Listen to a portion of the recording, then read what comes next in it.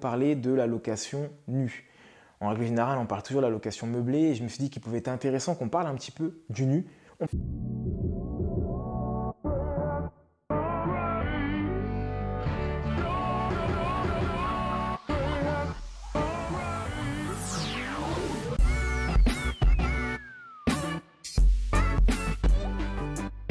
Salut à toi ambitieux, salut à toi ambitieuse.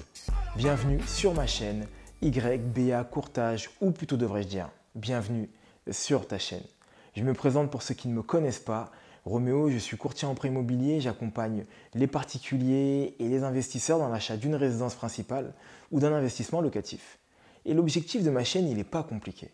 C'est de donner quelques petites astuces qui vont te permettre, comme on dit dans le jargon, de shooter ton prêt immobilier afin de l'avoir dans les meilleures conditions.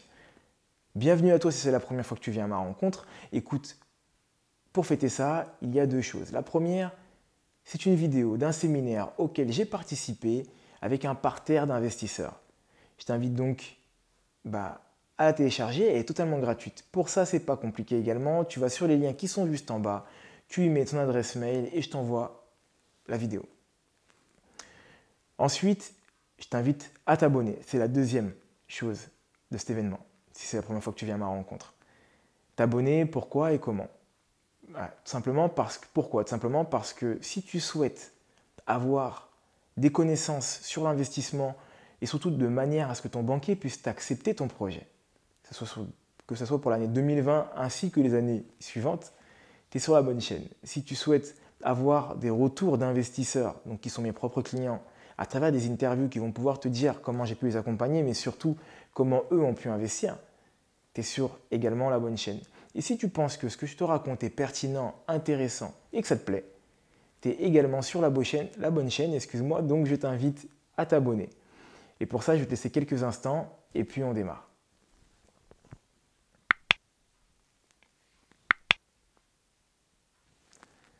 Ça y est, c'est bon, je pense que tu viens tout juste de t'abonner. Félicitations à toi. Donc comme je viens de te le dire en amont, nous allons parler de la location nue. En règle générale, on parle toujours de la location meublée et je me suis dit qu'il pouvait être intéressant qu'on parle un petit peu du nu. On parlera également du meublé dans une autre vidéo, mais là, on va parler du nu aujourd'hui. Il y a quelques points qui sont importants, donc je t'invite à rester vraiment jusqu'à la fin de la vidéo. Tu pourrais peut-être apprendre ou réapprendre certaines choses. La première chose que tu dois savoir, c'est qu'on est sur un régime fiscal qui va être différent que celui du meublé. On va en parler un peu plus dans le détail. La deuxième chose que tu dois savoir, c'est tout simplement que tu ne peux pas aller sur un bail qui va être un minimum de 3 ans. Donc tu es obligé de contracter un bail de 3 ans minimum avec ton locataire. Il y a des avantages et des inconvénients à cela. Premier avantage, c'est que tu vas avoir moins de turnover. Inconvénient, c'est que si tu as un problème ou des problèmes avec ton locataire, il sera compliqué de pouvoir changer de locataire, à part bien sûr s'il y a un accord à l'amiable. Autre point important, on ne peut pas aller en dessous d'un appartement de 9 mètres carrés, si je ne dis pas de bêtises, ou bien 20 mètres cubes. Donc tu ne pourras pas aller en dessous de ça, sinon on n'est pas décent et donc c'est la loi qui t'impose le minimum de mètres carrés. Mais tu me diras, dans un sens, c'est un peu normal également. Et pour info, si tu ne le savais pas, les baux commerciaux sont considérés comme étant du nu. Donc on n'est pas sur du meublé, on est sur du nu. Voilà, c'est au cas où si tu ne savais pas, au moins tu pourras le savoir. Tu auras au moins déjà appris un truc dans cette vidéo, dans les premières minutes qui auront suivi les échanges qu'on aura pu avoir. On va voir ce qu'on appelle le micro-foncier et le réel. Alors là, on parle vraiment du régime fiscal, ce qui va te permettre de pouvoir déclarer ton imposition et également déclarer ton déficit et à la fin de ça, avoir une recette ou si je peux dire un revenu global qui, de là, en découlera donc du coup ton imposition. Donc lorsqu'on est sur du micro, on est sur un abattement automatique de 30%. Le législateur estime qu'il y a 30% de charges en règle générale sur du nu et il va donc faire un abattement de 30%. C'est-à-dire que si tu génères 1000 euros de revenus à l'année, donc on va enlever 300 euros, donc les fameux 30%, et tu seras imposé sur les 700 euros qui restent. Il faut savoir que ces 700 euros qui restent seront intégrés sur ton revenu brut global, donc ton RGB si je ne dis pas de bêtises, et tu pourras donc à cela calculer ton taux d'imposition, donc ton TMI, taux marginal d'imposition. Il y a des points qui sont importants à savoir, c'est que tu as la possibilité de pouvoir basculer sur du réel, et lorsque tu dépasses plus de 15 000 euros en microfoncier, tu passes de plein droit automatiquement sur du réel. Dis-toi que automatiquement, tu es sur du micro lorsque tu es en nu, de plein droit. C'est à toi de faire la demande si tu souhaites passer en réel. Et lorsque tu dépasses les 15 000 euros, à ce moment-là, tu es automatiquement sur du réel. Donc, ça va avoir un impact qui va être important parce qu'il faut savoir que tu ne peux pas, je dirais, défiscaliser ou en tout cas créer des charges de la même manière que sur du meublé. Donc, il va être intéressant et pertinent de voir ce que tu vas pouvoir faire comme travaux, en tout cas ce que tu vas pouvoir sortir comme charge lorsque tu es sur du nu. Et là, on va le voir tout de suite en fait. Quels sont les types de travaux que tu peux faire sur du meublé. En tout cas, les travaux qui vont te permettre de pouvoir baisser du coup ta recette. Il y a donc des travaux, comme je viens de te le dire, qui peuvent être considérés comme étant des charges, qui peuvent donc être déductibles des revenus que tu génères. La plupart du temps, pour faire simple, ce sont des travaux qui n'ont pas pour objectif de modifier l'agencement de ton bien, mais plutôt de le maintenir en conformité ou en confort. Je parle de faire la toiture, par exemple, peut-être un moyen de pouvoir créer des charges. Il y a également la façade, les façades, l'électricité, plomberie, tous ces points-là en fait qui n'ont pas pour objectif de modifier ton bien en lui-même. Ce sont des points qui vont te permettre de pouvoir générer du déficit foncier. Alors on a un spectre qui est beaucoup plus petit que sur du meublé, mais l'avantage c'est que lorsque tu as de gros travaux et que tu es sur du nu, ces travaux-là, donc le déficit que tu vas créer va être également imputable à hauteur de 10 700 euros sur l'intégralité de tes revenus. Et ça, c'est un point quand même qui est important. L'intégralité de tes revenus salariaux et autres, RGB en fait, revenu brut global. Donc ça va être un point qui va être très très très important. Un autre point aussi qui est important, c'est que lorsque tu mets en place ce système fiscal, tu es automatiquement obligé de rester pendant 3 ans. Sinon, le fisc est en capacité de pouvoir te demander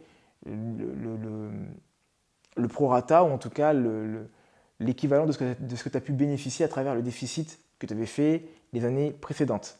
D'accord? Donc tu es obligé de rester pendant 3 ans. À la fin de ces 3 ans, tu as une tacite reconduction d'1 an. Après, bien sûr, et non de 3 ans. Donc après, bien sûr, au bout des 3 ans, tu es en capacité de pouvoir tout simplement arrêter ce régime-là parce qu'il ne te convient plus au moment opportun et de basculer sur un autre type de régime qui est donc le loueur meublé. Tu l'auras compris, mais je le précise encore, donc les travaux qui ont pour but d'améliorer les locaux à usage d'habitation, je te parle également de la salle de bain, je te parle de la chaudière, je te parle des WC, tous ces points-là sont donc des choses que tu peux déduire et donc créer des charges. Il va être important pour toi que tu te poses la question, est-ce qu'il est intéressant pour moi ou pas de passer sur du nu ou sur du meublé? Alors pour ceux qui ne connaissent pas encore le meublé, bien sûr il faudra que tu vois l'autre vidéo pour savoir qu'est-ce que c'est, mais pour ceux qui connaissent, voilà, il y a une certaine flexibilité que tu vas avoir, il y a beaucoup moins d'engagement, mis à part ces 3 ans, que tu vas avoir lorsque tu es sur du nu que lorsque tu es sur du meublé. Je pense qu'il n'y a pas de stratégies qui sont totalement définies et les autres qui sont totalement à abolir. Je pense que ça va vraiment dépendre de ta situation, du bien, du projet et surtout de ta vision fiscale, successorale qu'il peut y avoir. Donc ça, c'est des points qui sont propres à toi et il n'y a pas de science infuse là-dessus. C'est vraiment sur ça en fait que j'ai envie d'appuyer. Parce que très souvent, tu as des personnes qui louent une foi totale envers le meublé. Mais attention aux niches fiscales, parce que lorsque la niche fiscale se ferme, ça peut également être, mais ça n'a toujours pas été le cas pour le moment, malgré qu'il y a certaines vidéos qui disent oui, plus de LMNP, etc. etc. Il y a juste 2 conditions maintenant qui sont imposées contrairement auparavant. Mais ça, on n'en parle pas maintenant, on en parlera dans l'autre vidéo. Mais concrètement, c'est ça en fait. C'est que tu dois te poser la question, est-ce que dans ton profil, dans ta situation, dans ta projection fiscale, est-ce qu'il est intéressant pour toi ou non de partir sur du nu ou partir sur du meublé, en sachant que c'est au niveau du déficit qu'on est très pointilleux, mais pour le reste, concrètement, on ne demande pas grand-chose quand tu es sur du nu. Et voilà, c'est la fin de cette vidéo, j'espère qu'elle t'aura plu. Si c'est le cas, n'hésite pas à la partager à un grand nombre de personnes, surtout des personnes qui se posent cette question, est-ce que je dois me mettre sur du nu ou du meublé, ou des personnes qui ne se posent pas cette question, qui considèrent que le nu c'est ce qu'il faut, ou le meublé c'est ce qu'il faut. Voilà, je t'invite à la partager dans tous les cas. À y mettre un pouce, Ça me donne de la force, ça fait plaisir à YouTube, ça me fait plaisir à moi également, à y mettre des commentaires et à me donner ton avis sur ce que toi tu ferais, ce qui serait préférable de faire. Si pour toi tu penses que c'est le meublé qu'il faut et rien d'autre, n'hésite pas à me le dire, on pourra échanger là-dessus avec grand plaisir. Il y a également des liens qui te permettent de pouvoir rentrer en contact avec moi, comme je te l'ai déjà dit auparavant. Donc tu as juste à aller sur les liens qui sont juste en bas, il y a ce qu'on appelle un call diag. C'est une dizaine de minutes totalement gratuite où on va pouvoir parler de ta stratégie. Peut-être par exemple, est-ce qu'il faut se mettre sur du nu ou du meublé ou plein d'autres choses. Donc je t'invite à prendre contact avec moi, c'est gratuit, n'hésite pas. Il y a ce cadeau dont je t'ai parlé, cette vidéo d'un séminaire, je pense qu'elle est juste là, si je ne dis pas de bêtises, elle a dû apparaître là d'ailleurs, où je parle donc du coup des techniques d'investissement qu'il peut y avoir. Et pour finir, il y a mon e-book Acheter après la crise, donc tu auras la possibilité de pouvoir le télécharger également, il doit être juste ici, les liens sont juste en dessous. Ambitieux, ambitieuse, peu importe à quel moment tu regardes cette vidéo, je te souhaite une excellente journée ou une excellente soirée. Et je t'invite à continuer à croire en toi, à te protéger pendant cette période de confinement et à te former. À bientôt. Bye.